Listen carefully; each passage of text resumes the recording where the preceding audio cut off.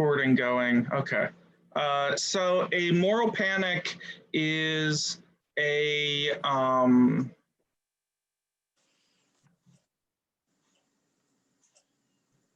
always torn as to what the first use in this definition to be. It's a situation or it's a condition in which people or society identify a dilemma, a issue, a thing to be super concerned about. And then in doing that, they get something wrong. They get it incorrectly, and they create what's called a folk devil. A folk devil then is like the enemy that's creating the moral panic.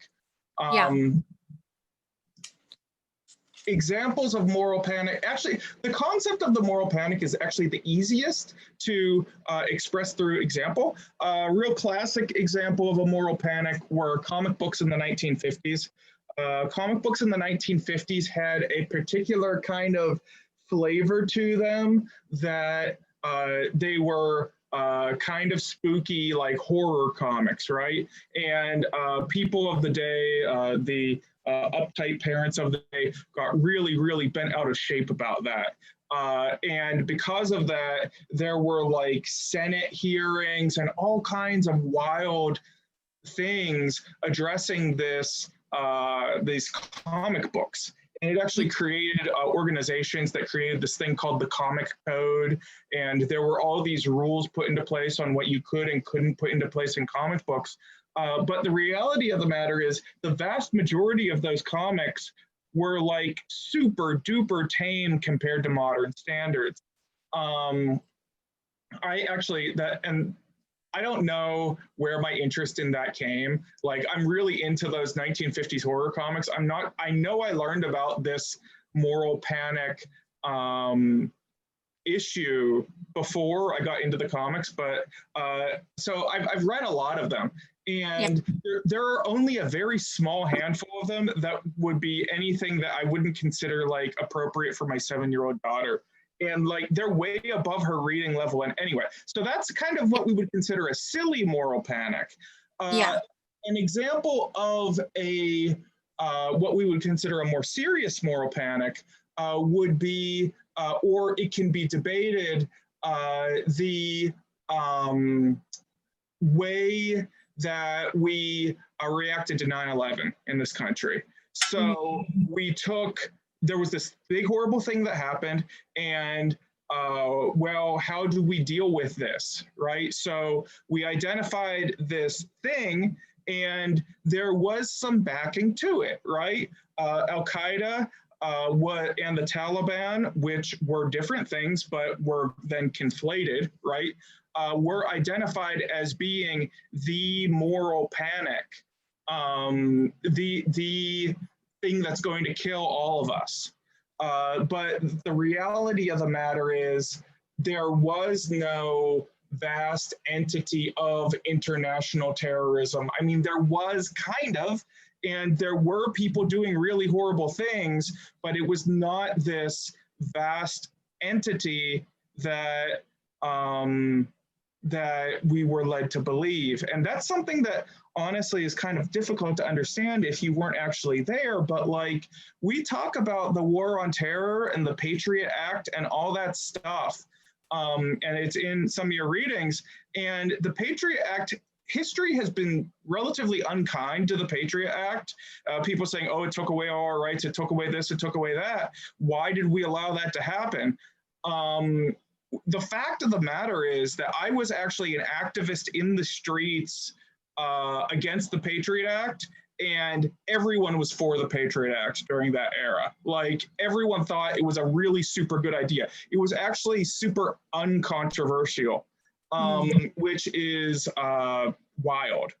Yeah, so does that answer some of those questions there in that uncertainty? That's what.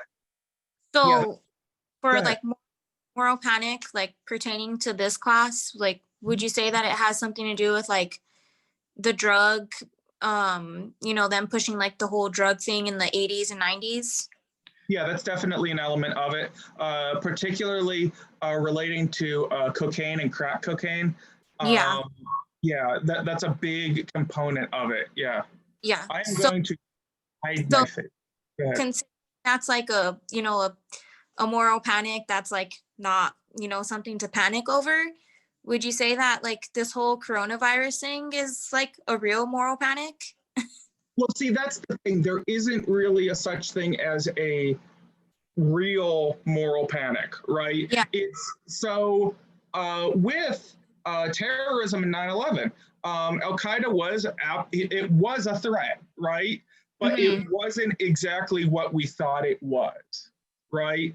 And there were Americans that thought that, and you see this if you would look back in the newspapers, they thought that Osama bin Laden was going to take over the United States in tanks and like invade Washington, D.C., like that kind of madness, right? So it's just completely flipped. Now, if there were relating to COVID, I would say actually, if anything, we have almost an anti-moral panic, really. That like, but if people became convinced that like, oh,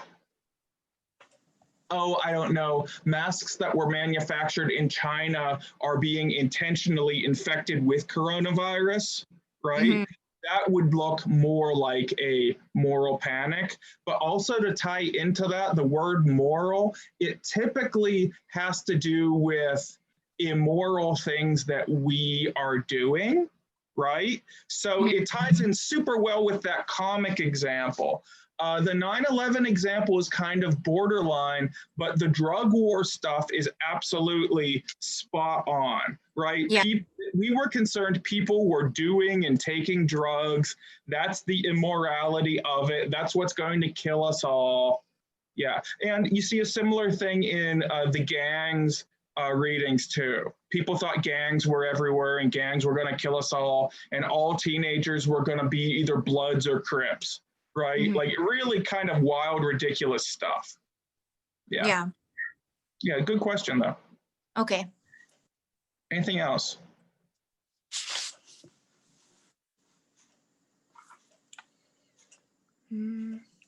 I shut down my study guide. I'm going to try to find it.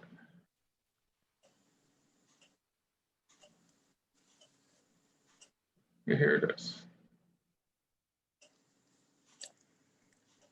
Because I did take a few notes. Is this test going to be the same as like the last test that we took, the multiple choice and then the short answer questions? Yeah, it's going to be similar to that. Okay. I looked it over this afternoon. This study guide does the job, but there are a few spots that aren't super great on it, and I'll tell you about that in a minute. All those names of the people, that is part of a matching question, right? So you're going to match the people with their crime or the entities with their crimes. Mm-hmm. Let me double check the essay question. So basically what happened was this study guide didn't get fully updated when I revamped the test. So the essay test is reflected on this, but it's not super obvious. So let me pull that up. But yeah, those names, you're gonna match those names and with the things that they did. And then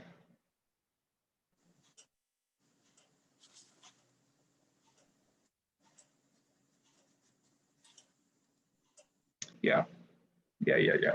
So understand for the essay question, be able to talk about the war on gangs and what that was. Be able to talk about that concept of the moral panic that we just talked about. And then also you're going to be incorporating the word that concept of the magic bullet and magic bullet theories and all that. And yeah, so those are the things I want you to express a knowledge of in the essay without giving you the essay exactly. Yeah. Okay. Actually, can we talk about the magic bullet? Because I was kind of confused on that. Yeah, cool.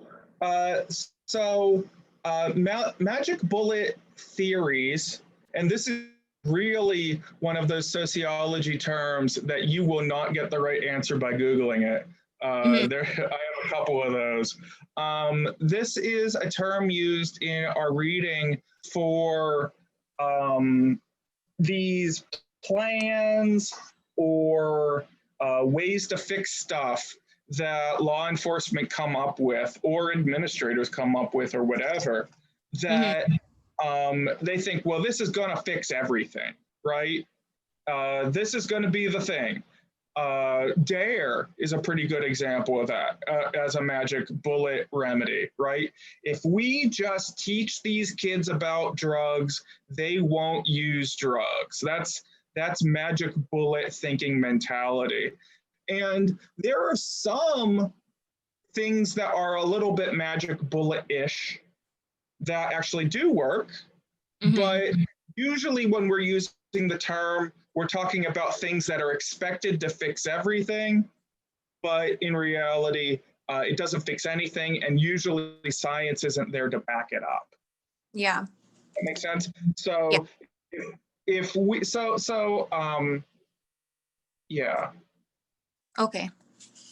I wasn't sure if it was like something like specific or if it was like, because that seems pretty broad. Like, yeah. No, it's pretty broad. I mean, and I just want you to be able to express that knowledge of those concepts. okay.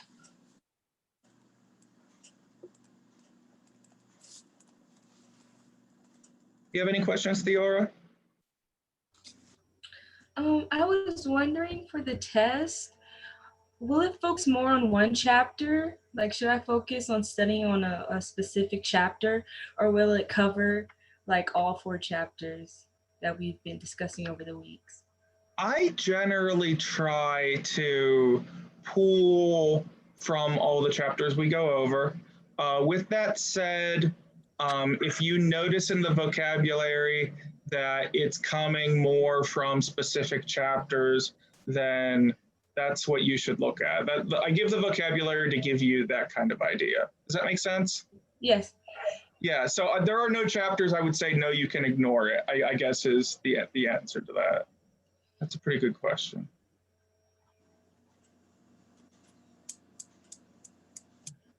You can, I was looking at this earlier today, you don't need to know about the Dodd-Frank Act that's on the study guide. That is a remnant from the old version.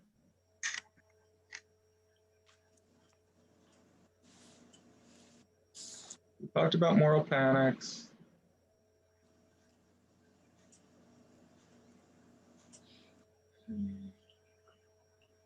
And you are allowed to use these study guides on the exam. So if there's information you want to be able to know, go ahead and make your copy of that like that. That is how the exams are designed.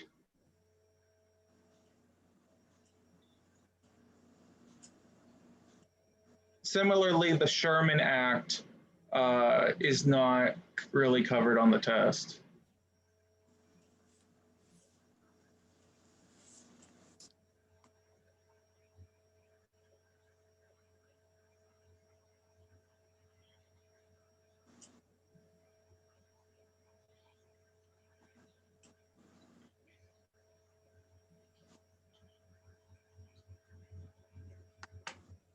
Any other questions? I don't have any. I don't have any either. You don't think so? Okay. Yeah, just with those, I would suggest to you looking up, if they don't immediately come to mind, look up in the course material or do a little bit of like, I suppose you could call it responsible searching on the internet as to what the names of those guys that did stuff during the economic downturn did.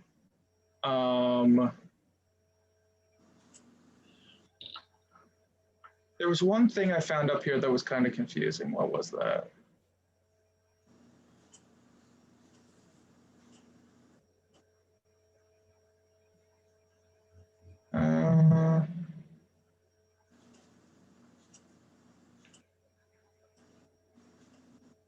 No, I think that's pretty much good, actually. Any other I do questions? have one question. Sure. So I was looking on the syllabus and I saw that we had a quiz last week, but it wasn't on like and I was kind of confused. I wasn't sure if you just took it out or. Yeah, that was just a typo. That quiz wasn't there, was the short of it. Yeah. Okay. I try to get those, but if I don't get them before the semester starts, then it sometimes hangs. Yeah. Okay. Yeah. Anything else? Man, you guys caught me like right as I was like getting ready to go back upstairs because I'm in my basement. So cool. Okay. Nothing else? Do you feel comfortable? Yeah. Okay. Yeah. You do? Okay. Cool then. I guess we're good to go then. I'm glad you showed up, and I will probably post this because we did go over some worthwhile stuff. So I actually have a question for you. I think I had tried to email you once, but it sent me an email back saying that your email wasn't working or accepting emails. oh, weird. Yeah, Okay. it was a month ago maybe, but I just never followed up on it. Oh yeah. So it's PROFJE Baker BAKER at UNM.edu. Did you send it from a UNM email address? I did, yeah. Yeah, that's weird then. If that happens again, please let me know because that's not the way it should work. Yeah, I think it was because I submitted an assignment late and I was letting you know, but you graded it anyways. So yeah, I'll have to double check. Well, it may have just been a situation where I wasn't able to answer the email, but like it shouldn't have said I wasn't accepting emails. Yeah, a lot of times I get lazy, and when people send me work, like back work, I just grade it and then I just move on to the next thing. So I always want everyone to turn in their work all the time, even if it's a little bit late, because especially this semester, because it's hard as hell for everyone. So yeah. Okay, sounds good. Cool. Okay. I'll see ya. All right. Thank you. Good luck on the test. Great.